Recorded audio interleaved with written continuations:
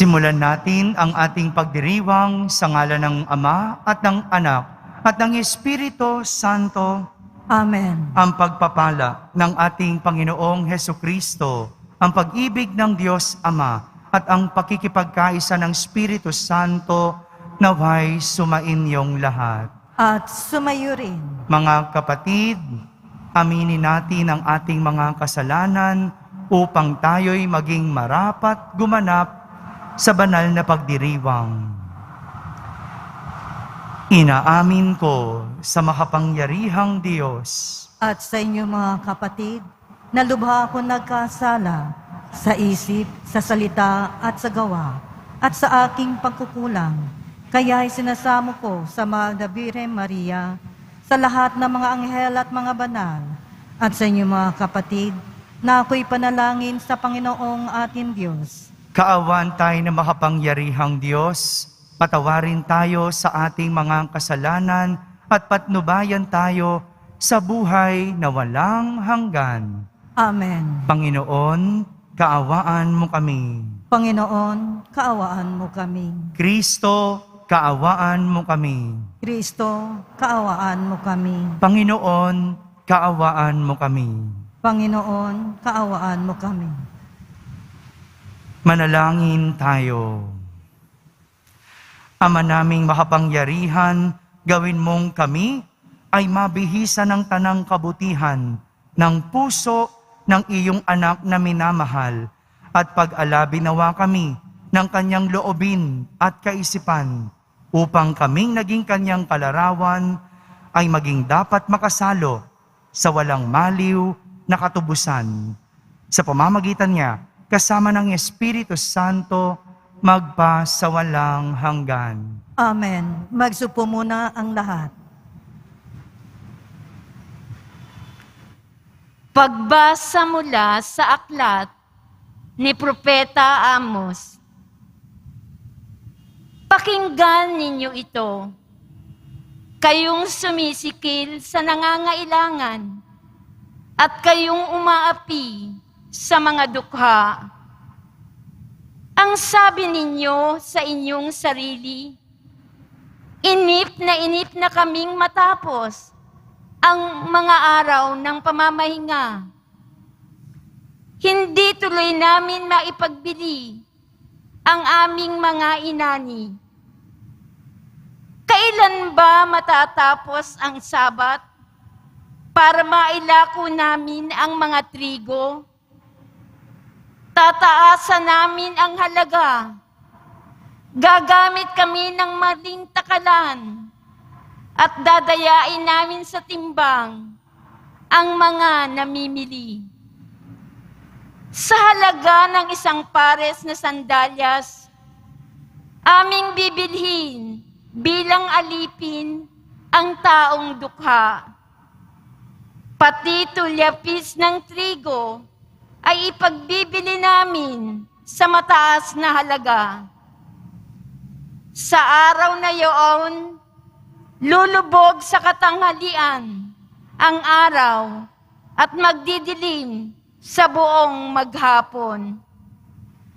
Akong Panginoon ang nagsasabi nito. Ang inyong kapistahay gagawin kong araw ng pamimighati at ang masasayang awitin ninyo'y magiging panangisan. Pipilitin ko kayong magtalukbong ng magaspang na sako at mapipilitan kayong mag-ahit ng ulo. Matutulad kayo sa magulang na nagdadalamhati dahil sa pagkamatay ng kaisa-isang anak. Ang araw na iyao'y magiging mapait hanggang sa huling sandali. Darating din ang araw na paiiraling ko sa lupain ang tagutom. Magugutom sila, ngunit di sa pagkain. Mauuhaw sila, ngunit di sa tubig. Ang kauuhawan nila'y ang aking mga salita Akong Panginoon ang nagsasabi nito. Mula sa hilaga, papuntang timog, at mula sa silangan, pakanluran. Hahanapin nila ang salita ng Panginoon, subalit di nila masusumpungan. Ang salita ng Diyos. Salamat sa Diyos. Ang tao ay nabubuhay sa salita ng may kapal. Ang tao ay nabubuhay sa salita na may kapal. Mapalad ang sumusunod sa kanyang kautusan. Buong puso ang pagsunod sa utos na ibinigay. Ang tao ay nabubuhay sa salita ng may kapal. Buong puso ang hangad ko na ikaw ay paglingkuran. Sa pagsunod sa utos mo, huwag mo akong babayaan. Ang tao ay nabubuhay sa salita ng may kapal. Ang puso ko'y nasasabik at ang laging hinahangad. Ang lahat ng tuntunin mo ay mabatid oras-oras. Ang tao ay nabubuhay sa salita ng may kapal.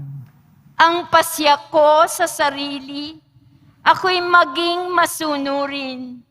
Sa batas mo ang pansin ko, ay doon ko ibabaling. Ang tao ay nabubuhay sa salita ng may kapal.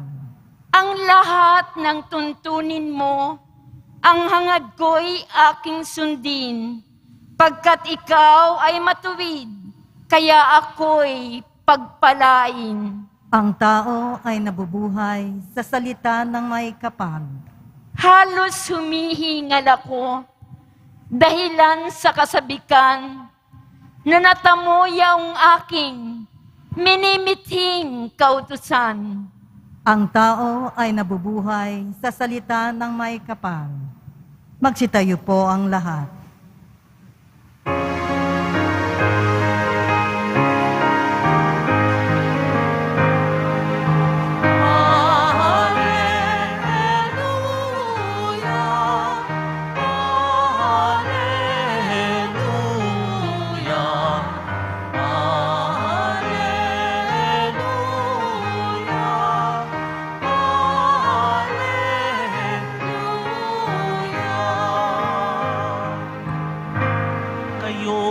Mabigat ang pasan, ay kay Jesus maglapitan, upang kayo'y masiyahan.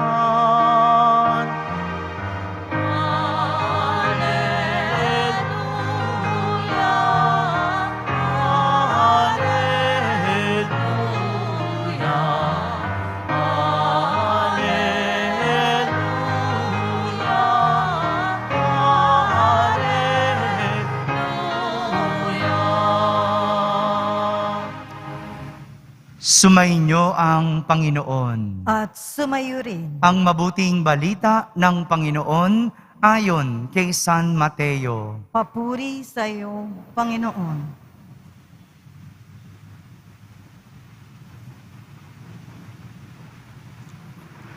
Noong panahong iyon, umalis si Jesus at sa kanyang paglakad, nakita niya ang isang taong ang pangalay Mateo.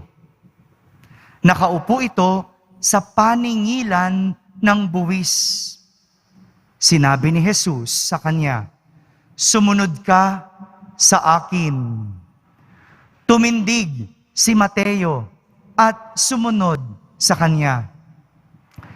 Nang si Jesus at ang kanyang mga alagad ay nasa bahay ni Mateo, dumating ang maraming publikano at mga makasalanan. At sila'y magkakasalong kumain. Nang makita ito ng mga Pariseyo, tinanong nila ang kanyang mga alagad, "Bakit sumasalo sa mga publikano at sa mga makasalanan ang inyong guro?" Narinig ito ni Jesus at siya ang sumagot. Ang mga may sakit ang nangangailangan ng manggagamot, hindi ang mga walang sakit. Humayo kayo at unawain ninyo ang kahulugan nito. Habag ang ibig ko, hindi hain. Sapagkat naparito ako upang tawagin ang mga makasalanan, hindi ang mga banal. Mga kapatid, ang mabuting balita ng Panginoon. Pinupuri ka namin, Panginoong Heso Kristo. Magsupo muna tayong lahat. Isang magandang araw po sa inyong lahat. Pakibati mong katabi mo na magandang araw. Araw ng ating Pong Jesus Nazareno, araw ng ating debosyon. Palakpakan muna natin ang ating mahal na Senyor.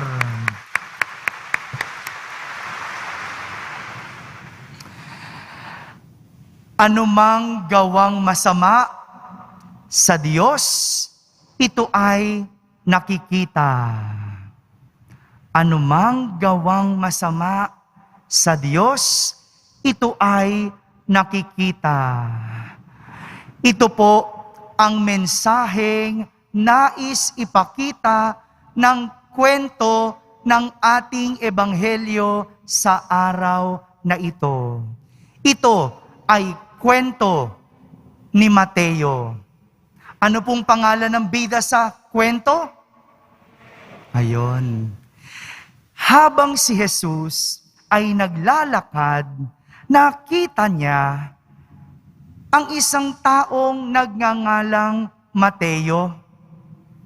Siya ay nakaupo sa paningilan ng buwis. Saan po nakaupo si Mateo? Anong trabaho ni Mateo? Maniningil ng buwis. Ano po? Tax collector sa Ingles. Oh. At nang makita ni Jesus si Mateo, sinabihan niya ito, sumunod ka sa akin. Agad, tumindig itong si Mateo at sumunod kay Jesus. Hindi ko po alam kung ano ang mayroon itong si Mateo at napansin o nakita siya ni Jesus. Sa dinami-dami ng mga tao doon, ano kaya ang nakita niya kay Mateo? Bakit si Mateo ang napansin ni Jesus? Isipin nyo na lang, parang ganito karami yung tao, Biyernes sa Quiapo. Meron po bang Mateong pangalan dito? Taas nga yung kamay kung merong Matthew. Wala, no? Pero paanong ang dami ng tao, si Mateo ang nakita ni Jesus? Ano kayang meron itong si Mateo? At siya yung nag-stand out. Siya yung lumutang sa lahat para tawagin ni Jesus. Alam niyo po ba yung sagot? Makukuha natin yung sagot doon sa mismong salita ni Jesus. Ang sabi ni Jesus, ang mga may sakit ang nangangailangan ng manggagamot, hindi ang walang sakit. Ito yung magpapaliwanag kung ano yung nakita ni Jesus kay Mateo. Kasi galit na galit ang mga Pariseyo. Kasi nakita nila si Mateo na kumakain kasama ni Jesus.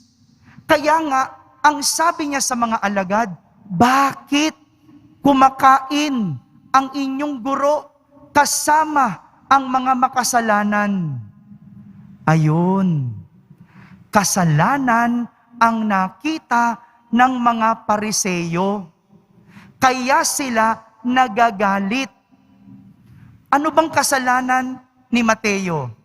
Alam niyo po, noong unang panahon, ang mga maniningil ng buwis ay mga magnanakaw. Kinukupit nila yung mga sobra sa buwis. Maniningil sila ng sobra-sobra. Kukupitin nila ito at ibubulsa. Kaya galit na galit ang mga tao kasi makasalanan ang mga maniningil ng buwis. Noon yun ha, hindi ko alam ngayon. Bahala na kayo. Ha? Yun yung nakita ng mga tao, yung kasalanan ni Mateo, kaya sila galit. Di ba ganon? Kapag yung asawa mo na nangaliwa sa'yo, pag nakita mo yung mukha, kahit anong gwapo ng asawa mo, anong nakikita mo? Kasalanan niya. Kaya naririnig mo pa lang ang pangalan niya, kumukulo na yung dugo mo. Ganyan ang nangyayari kapag kasalanan ang tinitignan mo. Hindi ba? Kapag mayroon kang kaibigan, nakagalit, makita mo lang, marinig mo lang ang pangalan, naiinis ka na. Kasi naaalala mo at nakikita mo sa isip mo yung kasalanang ginawa niya. Pero iba si Jesus. Bagamat makasalanan itong si Mateo, bagamat nakikita niya ang kasalanan ni Mateo, mas nakita niya si Mateo bilang may sakit. Ano yung nakita ni Jesus kay Mateo? Sakit. At dahil nakita niya yung sakit ni Mateo, para sa kanya, pwede pa itong gumaling. Kaya pa niya itong hilumin. May pag-asa pa. Aba, Diyos kaya ang ating Poong Jesus Nazareno. Kaya kaya niyang pagalingin. Walang duda doon. Hindi kasalanan yung tinignan niya. Tinignan niya yung kasalanan ni Mateo bilang sakit na paulit-ulit na ginagawa. Di ba? Ganyan yung ating mga kasalanan. Pag paulit-ulit nating ginagawa, nagiging sakit na natin ito. O tignan nyo, yung paninigarilyo na paulit-ulit ayaw mong tigilan. Alam mo nang masama, ayaw mong tantanan. Ubo ka na ng ubo. Hit-hit ka pa rin ng hit-hit. Kaya yan ang iyong nagiging sakit. Ha? Ganyan, lahat, yung pagmumura, pamamalo, panloloko, pangangaliwa, lahat yan kapag paulit-ulit na ginagawa, nagiging sakit. Sa totoong buhay, sa mundo, pag ikaw ay may kasalanan, kaya mo itong itago. Ha? Kunyari, no? Nakagawa ka ng mali sa iyong asawa, pwede mong ilihim. Pwede mong itago, pwede mong kimkimin, at pwedeng hindi malaman ng iyong asawa. Pero, hindi ibig sabihin, hindi ito nakikita ng Diyos. Sa mundo, pwede mong itago ang iyong kasalanan. Pero sa totoong buhay, kita ito ng Diyos. Alam ito ng Diyos. Kaya naman, ang imbitasyon sa atin sa araw na ito, tingnan ang ating mga kasalanan na nagiging sakit. Wala naman tayong maitatago sa Diyos. Matatago mo yan sa mga pulis. Kung ikaw ay may nagawang mali, matatago mo yan sa batas ng tao. Pero hindi mo matatago sa Diyos. Kaya nga ang imbitasyon sa atin, tinatawag tayo ni Jesus para tayo ay hilumin, pagalingin, dahil may pag-asa pa tayo. Kung para sa asawa mo, wala na siyang pag-asa sa'yo, sa Diyos, meron. Pero, kailangan mong humingi ng tawad sa Diyos. Mangumpisal, aminin ang kasalanan. Ito ang mahirap sa mga taong makasalanan at may sakit. Di ba? Yung mga may sakit ngayon, inaalagaan mo na nga, pinagagaling mo na nga, sila pa ang galit. O tatay, di ba? Sabi na ngang itigil ang paninigarilyo, sige ka pa din, ikaw pa ang galit. Nanay, sabi na ngang itigil ang asukal, ang matatamis dahil diabetic, ikaw pa ang galit.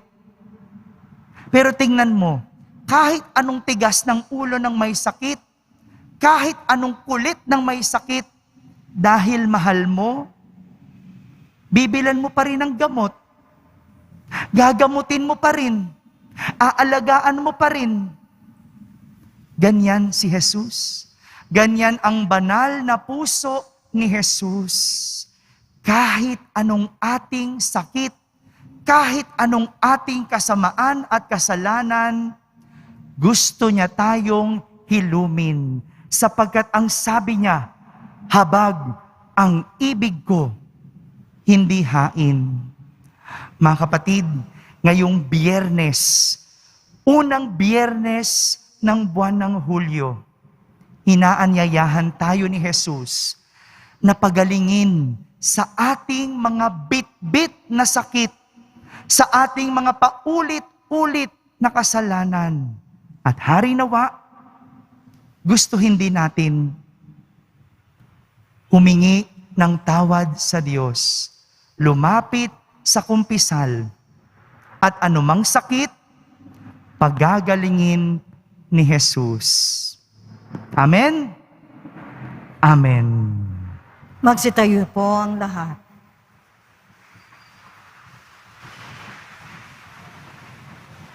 Minamahal kong mga kapatid, dumating si Kristo upang tawagin ang mga makasalanan at ibigay ang kaligtasan sa kanila.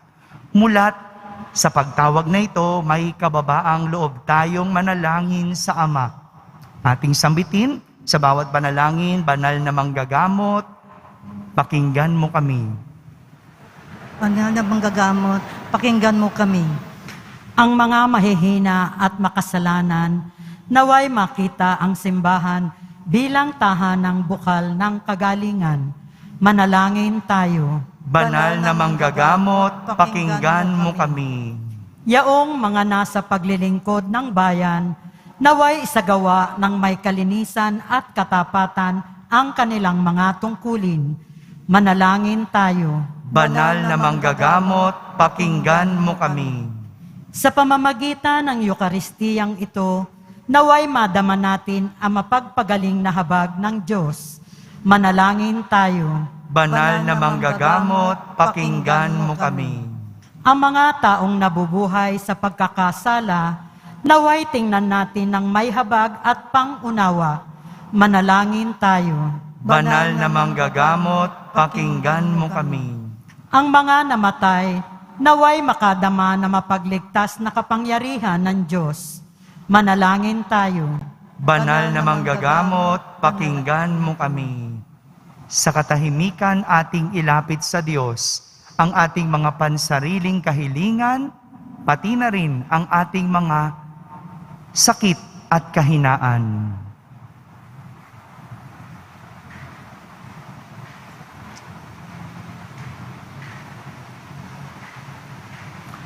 Manalangin tayo. Banal na manggagamot, pakinggan mo kami. Ama, may pananalig tulad ni Abraham na sumunod sa iyong pagtawag, itinataas ng iyong Kristiyanong sambayanan ang kanilang mga panalangin. Naway ipagkaloob mo ang iyong ibinunsod sa aming hilingin. sa pamamagitan ni Kristong aming Panginoon. Amen. Magsupo muna ang lahat.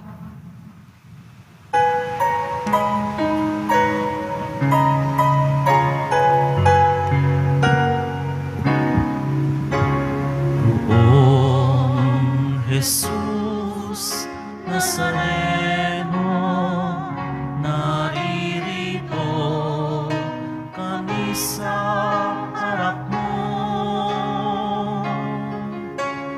Anak at pinapay-alay namin sa'yo, mula sa tangkay ng ubas at util ng trigo, upang maging dugo't katawan mo. Jesus Nazareno, alak at tinapay sa tanan ay nagbibigay buhay. Biyayang kaloob mo ay aming inaalay, aming hiling pagpapala, buhay na dalisan. Magsitayo na po ang lahat. Manalangin kayo mga kapatid upang ang paghahain natin ay kalugdan ng Diyos amang makapangyarihan. Tanggapin nawa ng Panginoon itong paghahain sa iyong mga kamay, sa kapurihan niya at karangalan sa ating kapakinabangan at sa buong sambayanan niyang banal. Ama naming lumikha, ikaw ay puspos ng awa at pag-ibig sa tanan. At dahil sa pag-ibig na nag-uumapaw, ibinigay mo sa amin ang bugtong mong anak na pinakamamahal. Ipagkalob mong kami ay makaisa niyang lubusan upang ang pagsamba sa iyo'y marapat naming may alay. Sa pamamagitan niya, kasama ng Espiritu Santo, magpa sa walang hanggan. Amen. Sumainyo ang Panginoon. At sumayo rin. Itaas sa Diyos ang inyong puso at diwa. Itinaas na namin sa Panginoon. Pasalamatan natin ang Panginoong ating Diyos. Marapat na siya ay pasalamatan. Ama naming makapangyarihan, tunay ngang marapat na ikaw ay aming pasalamatan sa pamamagitan ni Jesucristo na aming Panginoon. Dakilang pag-ibig niya ang nagbunsod na maghain ng sarili nang kami ay matubos. Kaya't itinampok siyang nakabayubay sa krus. Mula sa kanang tagilirang sinibat, dugot tubig ay masaganang dumanak. Kaya't sambayanan mong dito'y nabanaag. Ito ay ang sangkatauhang naakit sa puso ng iyong anak na sumasagip sa mga dumudulog sa batis ng kanyang pag-ibig. Kaya kaysa ng mga anghel na nagsisiawit ng papuri sa iyo ng walang humpay sa kalangitan, kami nagbubunyi sa iyong kadakilaan.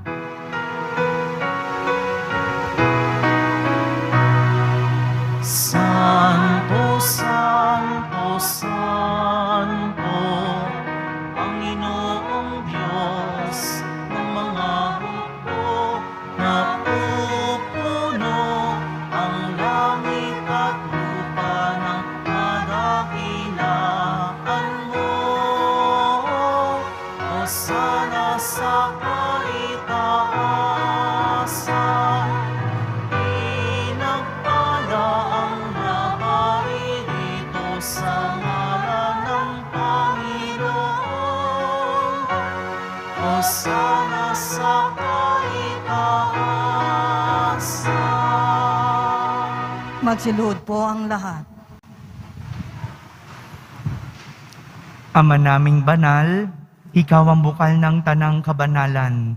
Kaya't sa pamagitan ng iyong Espiritu, ay gawin mong banal ang mga kaloob na ito upang para sa amin ay maging katawan at dugo ng aming Panginoong Hesukristo. Bago niya pinagtiisang kusang loob na maging handog, hinawakan niyang tinapay, pinasalamatan kanya, pinaghati-hati niya iyon, iniabot sa kanyang mga lagad at sinabi, "Tanggapin ninyong lahat ito at kanin. Ito ang aking katawan na inihahandog para sa inyo."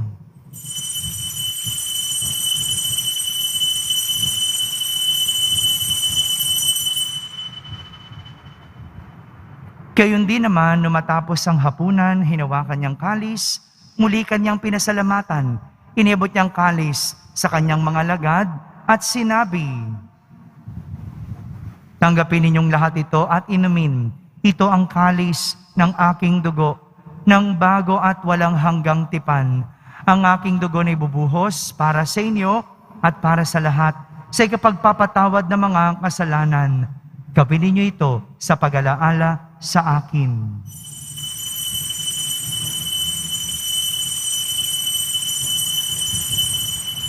Magsitayo na po ang lahat. Ipagbunyi natin ang misteryo ng pananampalataya. Si Kristo'y namatay, si Kristo'y nabuhay, si Kristo'y babalik sa wakas ng panahon. Ama, ginagawa namin ngayon ang pag-alaala sa pagkamatay at muling pagkabuhay ng iyong anak, kaya't inaalay namin sa iyo ang tinapay na nagbibigay buhay at ang kalis na nagkakaloob ng kaligtasan.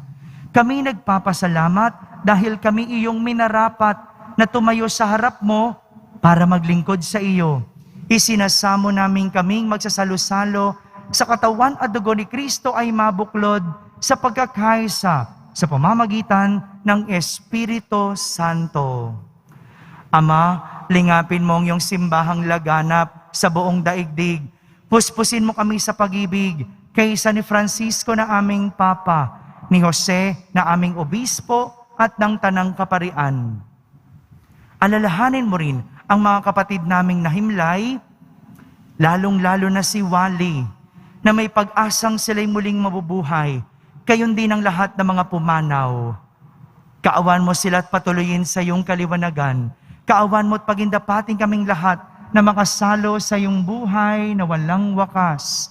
Kaisa na mahal na Birheng Maria, na ina ng Diyos, ng kabiyak ng puso niyang si San Jose, kaisa ng mga apostol ni San Juan Bautista at ng lahat ng mga banal na namuhay dito sa daigdig ng kalugod-lugod sa iyo.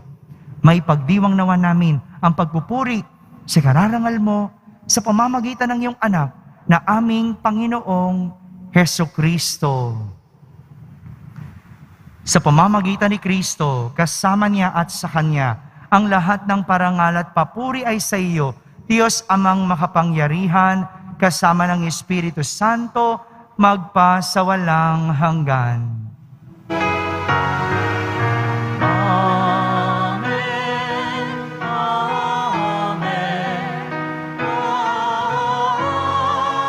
Amen. Sa tagubilin ng mga nakahagaling na utos at turo ni Jesus na Panginoon natin at Diyos, ipahayag natin ng lakas loob. Ama namin, sumasalangit ka, Sambahin ang ngalan mo, mapasamin ang kaharian mo, sundin ang loob mo dito sa lupa para ng sa langit. Bigyan mo po kami ngayon ng aming kakanin sa araw-araw at patawarin mo kami sa aming mga sala para ng pagpapatawad namin sa nagkakasala sa amin. At huwag mo kaming ipahintulot sa tukso at iadya mo kami sa lahat ng masama. Amen. Hinihiling namin kami iadya sa lahat ng masama, pagkalooban ng kapayapaan araw-araw, iligtas sa kasalanan at ilayo sa lahat ng kapahamakan, samantalang aming pinananabikan ang dakilang araw ng pagpapahayag ng tagapagligtas naming si Hesukristo. Sapagkat iyo ang kaharian at ang kapangyarihan at ang kapurihan magpakailanman. Amen. Panginoong Hesukristo, sinabi mo sa iyong mga apostol, kapayapaan ang iniiwan ko sa inyo, ang aking kapayapaan ang ibinibigay ko sa inyo. Tunghayan mo ang aming pananampalataya at huwag ang aming pagkakasala. Pagkalooban mo kami ng kapayapaan at pagkakaisa ayon sa iyong kalooban, kasama ng Espiritu Santo, magpa sa walang hanggan. Amen. Ang kapayapaan ng Panginoon ay laging sumainyo. At sumayo rin. Magbigayan kayo ng kapayapaan sa isa't isa. Kapayapaan po para sa lahat. Please. Kordero ng Diyos na nag-aalis ng mga kasalanan ng sanlibutan, maawa ka sa amin. Kordero ng Diyos na nag-aalis ng mga kasalanan ng sanlibutan, maawa ka sa amin. Kordero ng Diyos na nag-aalis ng mga kasalanan ng sanlibutan, ipagkaloob mo sa amin ang kapayapaan. Magsilod po ang lahat.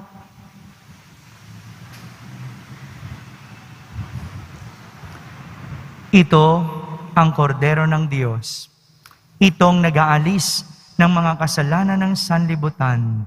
Mapalad ang mga inaaniyahan sa kanyang piging. Panginoon, hindi ako karapat-dapat na magpatuloy sa iyo. Ngunit sa isang salita mo lamang ay gagaling na ako. Ang katawan ni Kristo, Amen.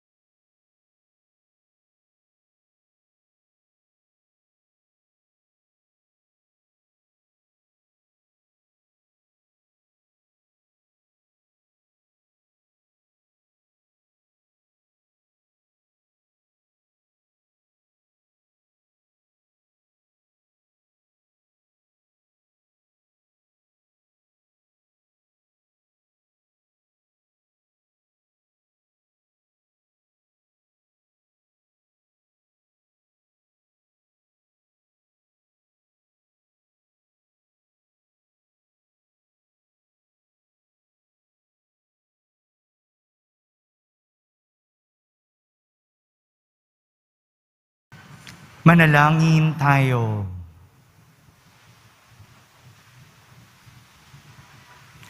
Ama naming mapagmahal, kami nagsalo-salo sa iyong piging na pag-ibig na banal, ay nagmamakaawang iyong pagbigyan upang si Kristo ay makalarawan sa lupang ibabaw at maging marapat na makatambal siya sa kalangitan.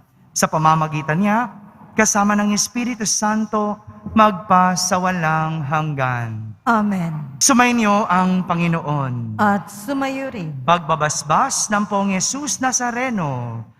Mahal na Poong Yesus Nazareno, inihayag mo sa pamamagitan ng krus ang walang maliw na pag-ibig ng Diyos sa sangkatauhan. Pakinggan mo ang kahilingan ng iyong angkan na nagsusumamo sa iyo. Makamtanawan nila ang inyong katugunan at tanggapin ang kasagutan na may utang na loob na tinatanaw.